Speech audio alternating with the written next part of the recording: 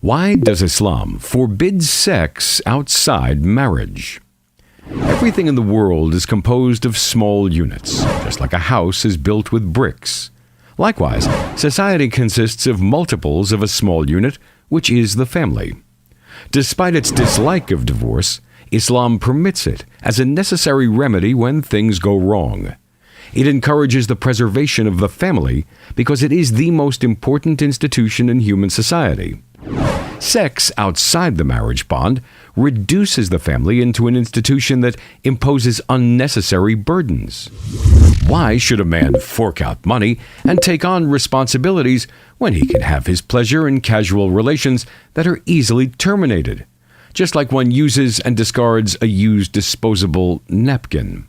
Nothing is more detrimental to proper relations and the family institution than the radical and polarized movements that marginalize the other sex. Feminist movements start with a premise that is contrary to the nature of women.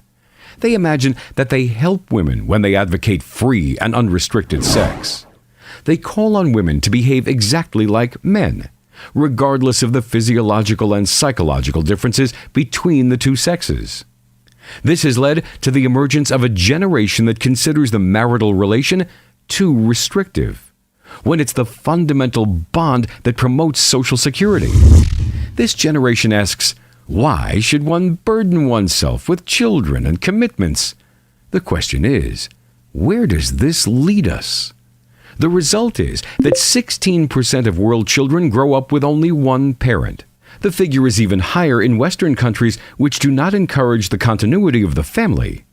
In the United States, the figure goes as high as 35%, which means that over 1/3 of the children in the most powerful state in the world grow up in an unhealthy family environment. 80% of such children live in families where the mother is the only parent, while their fathers leave to find other women. In Canada, the figure is 22%, while it's 21.5% in Britain. It is the children that suffer most as a result. Studies show that divorce and the breakup of family leave adverse effects on children as they feel unsettled, excitable, and unsociable, in addition to having problems with their studies.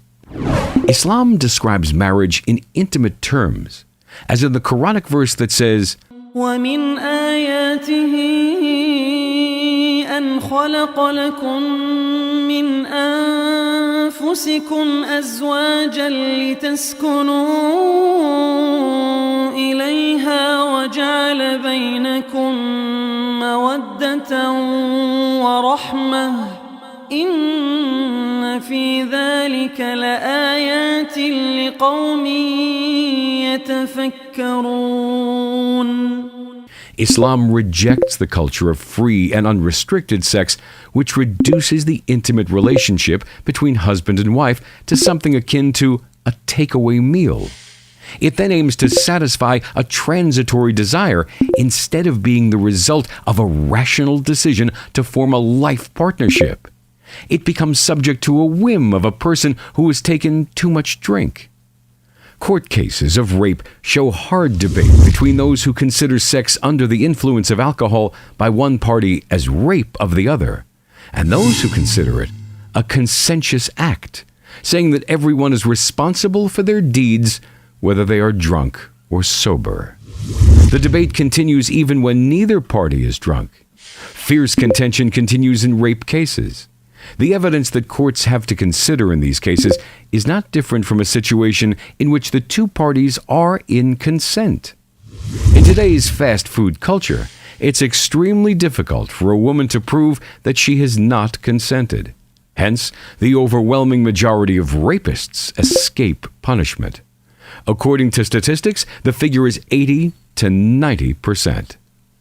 To protect society from all these problems, Islam establishes clear boundaries, forbidding all sex outside the marriage bond. The Quran accurately describes the consequences of free sex.